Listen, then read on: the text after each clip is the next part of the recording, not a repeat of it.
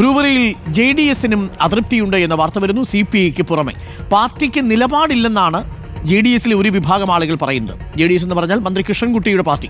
മന്ത്രിസഭാ യോഗത്തിൽ K. കൃഷ്ണൻകുട്ടി എതിർപ്പ് പ്രകടിപ്പിക്കണമായിരുന്നു എന്നാണ് വിമർശനം. ഇന്ന് നിർണായക നേതൃയോഗം ചേരും. കേരള ഘടകം രൂപീകരണവും ചർച്ചയാകും. ജനതാദൾ എസ് കർണാടകയിൽ BJP-ക്കൊപ്പം ചേർന്നതോടെയാണ് കേരള നേതൃത്വം പ്രതിസന്ധിയിലായത്. റഹീസ് തന്നെ ചേരുന്നുണ്ട് കൂടുതൽ വിവരങ്ങളുമായി. റഹീസ്, ഈ ജനതാദൾ എസ് ആകെ പ്രതിസന്ധിയിലാണ്. രണ്ട് കാര്യങ്ങൾ. ഒന്ന്, മന്ത്രി കൃഷ്ണൻകുട്ടിയുടെ മണ്ഡലമാണ് ഈ ചിറ്റൂർ പ്രദേശം. അവിടെയാണ് വലിയ ജലക്ഷാമം അനുഭവപ്പെടുന്നത്. പക്ഷേ പാലക്കാട് ജില്ലയിൽ നിന്ന് മന്ത്രി ഉണ്ടായിട്ട് മന്ത്രിക്ക് ഈ വിഷയത്തിൽ ജലചൂഷണം തോന്നിയിട്ടില്ല എന്ന് പാർട്ടിക്കുള്ളിൽ ചർച്ചയായിട്ടുണ്ടോ? അതാണ് ഒരു പ്രധാനപ്പെട്ട കാര്യം. രണ്ടാമത്തത്, ഈ കർണാടകയിലുള്ള ജനതാദൾ എസിനേക്കാൾ കേരളത്തിലുള്ള ജനതാദൾ എസാണ് മതേതരത്വമെന്ന് ഇനി എങ്ങനെ അവർ പൂർണ്ണമായിട്ടും തെളിയിക്കും? പുതിയ പാർട്ടിയിലേക്കൊക്കെ മാറുമോ? പുതിയ സംസ്ഥാന ഘടകത്തിന്റെ രൂപീകരണത്തിന് പുതിയ പേരുണ്ടാകുമോ? എന്താണ് നമുക്ക് ലഭിക്കുന്ന വിവരം? ടെക്നിക്കലി നമുക്ക് ജനതാദൾ എസ് എന്ന് അവരെ വിശേഷിപ്പിക്കാൻ പറ്റുമോ എന്ന് പോലും അറിയില്ല. പക്ഷേ എന്ത് പേര് അവർക്ക് പറയണം, എന്ത് ചിഹ്നമാണ് അവരുടേത്, എന്ത് കൊടിയാണ് ഇവരുടേതെന്ന് ചോദിച്ചാൽ നമുക്കെന്നല്ല, ഈ കൃഷ്ണൻകുട്ടിക്കോ മാത്യു ടി തോമസിനോ ജോസ് തെറ്റയിലിനോ പോലും അതിൽ മറുപടി ഉണ്ടാവില്ല. പക്ഷേ പേരും ചിഹ്നവും കൊടിയൊന്നുമില്ലെങ്കിലും മന്ത്രിസഭയിൽ ഒരു മന്ത്രിയുണ്ട് എന്നത് യാഥാർത്ഥ്യവുമാണ്. ഇതിനകത്ത് ജനതാദളിലെ മറ്റു നേതാക്കൾ, ഈ പ്രധാനപ്പെട്ട നേതാക്കൾ അല്ലാത്ത ജില്ലാ ഭാരവാഹികളുടെയൊക്കെ ഒരു വിമർശനം, ഈ വിഷയത്തിൽ ബ്രൂവറി വിഷയത്തിൽ മന്ത്രി കൃത്യമായ നിലപാടെടുക്കണമായിരുന്നു.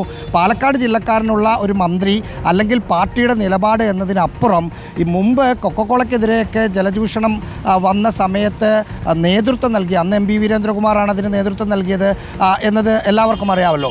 അന്ന് JDS ആയിരുന്നു. അങ്ങനെ ഒരു രാഷ്ട്രീയ പാർട്ടിക്ക് ഇത്തരം ജലചൂഷണം തടയുന്നതിനുള്ള അല്ലെങ്കിൽ ജലചൂഷണം നടത്തുന്ന ഒരു പ്രോജക്റ്റ് വരുമ്പോൾ എന്താണ് പാർട്ടിയുടെ നിലപാടെന്ന് മാധ്യമങ്ങളോട് മാത്യു ടി തോമസിനോ അല്ലെങ്കിൽ ക്യാബിനറ്റ് യോഗത്തിൽ ഇത് ശരിയല്ല അല്ലെങ്കിൽ ഇതാണ് ഞങ്ങളുടെ നിലപാടെന്ന് K. കൃഷ്ണൻകുട്ടിക്കോ പറയാനുള്ള ഒരു ബാധ്യതയുണ്ടായിരുന്നു. അതവർ ചെയ്തില്ല. അതിലൊരു തീരുമാനം, പാർട്ടിയുടെ നിലപാട് എന്താണ്, ഇതിന് അനുകൂലമാണെങ്കിൽ അനുകൂലം, പ്രതികൂലമാണെങ്കിൽ പ്രതികൂലം, അക്കാര്യം വ്യക്തമാക്കണം എന്നാണ് ജില്ലാ പ്രസിഡന്റുമാർ സംസ്ഥാന നേതൃത്വത്തെ ആവശ്യപ്പെട്ടിരിക്കുന്നത്. അത് കത്തായും നൽകി. മറ്റൊന്നാണ്, ഈ പാർട്ടി എങ്ങനെ മുന്നോട്ട് പോകും. തദ്ദേശ സ്വയംഭരണ തിരഞ്ഞെടുപ്പൊക്കെ വരുന്നു. പല സ്ഥലത്തും ഇവർക്ക് അംഗങ്ങളുണ്ട്. അപ്പോൾ ഏത് പാർട്ടിയുടെ ഏത് ചിഹ്നത്തിൽ ഏത് രൂപത്തിൽ മത്സരിക്കും. അതുകൊണ്ട് പാർട്ടി രൂപീകരണം ജൂൺ 10 ചേർന്ന യോഗത്തിൽ പാർട്ടി രൂപീകരണം തീരുമാനിച്ചിരുന്നു. പക്ഷേ അതുമായി ബന്ധപ്പെട്ട ഒരു നടപടിക്രമങ്ങളും ഇതുവരെ പൂർത്തിയാക്കിയിട്ടില്ല.